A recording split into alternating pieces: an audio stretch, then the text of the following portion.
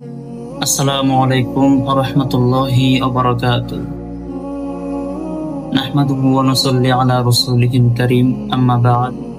ফাআউযু বিল্লাহি মিনাশ শাইতানির রাজীম। বিসমিল্লাহির রাহমানির রাহিম। ওয়াল আসর।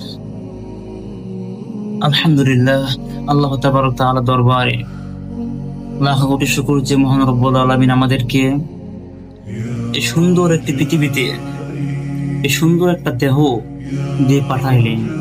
সে মহান রব্বুল আলামিনের দরবারে আমরা সবাই অন্তরস্থল থেকে শুকরিয়া জ্ঞাপন করছি, বলছি আলহামদুলিল্লাহ।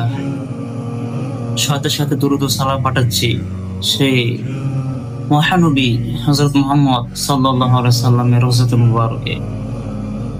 আল্লাহ তাআলা আমাদেরকে দুনিয়ার মধ্যে পাঠিয়েছেন তার ইবাদত বন্দেগী করার জন্য, এবং আমাদেরকে একটি সময় বেঁধে দিয়েছে।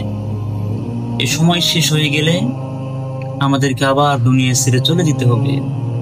যেহেতু পৃথিবীর মধ্যে আমরা আসছি, এই পৃথিবীর ছেড়েও চলে যেতে হবে আমাদেরকে।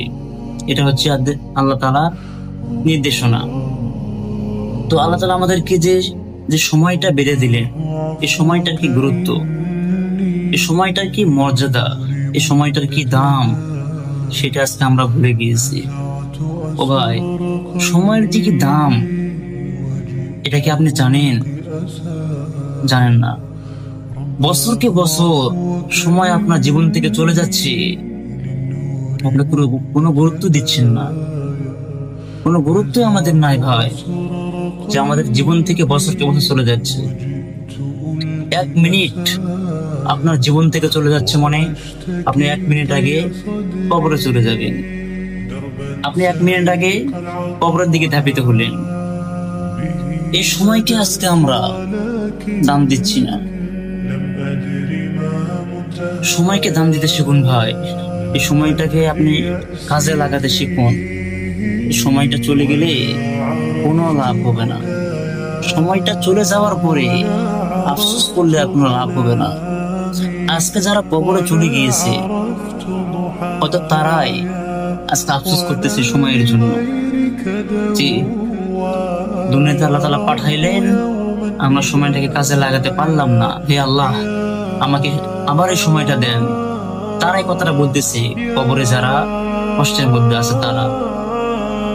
এই জন্য সময় থাকতে সময়ের সদ্ব্যবহার করতে হবে। আল্লাহ তাআলা আপনাকে পৃথিবীর মধ্যে পাঠাইছেন একটি সময় নির্ধারিত করি। এই সময়ের মধ্যে আপনাকে আল্লাহ তাআলাকে রাজি খুশি করাতে হবে, এবং আল্লাহ আপনাকে আবার এই পৃথিবী থেকে নিয়ে চলে যাবে সময় শেষ হয়ে গেলে। এই জন্য সময়ের গুরুত্ব দিতে শিখুন ভাই। সময়কে আপনি কাজে লাগান। এই সময় অনেক গুরুত্বপূর্ণ একটা জিনিস।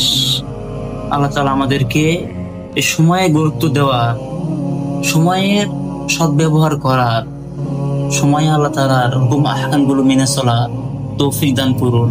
সকলে বলে আমিন।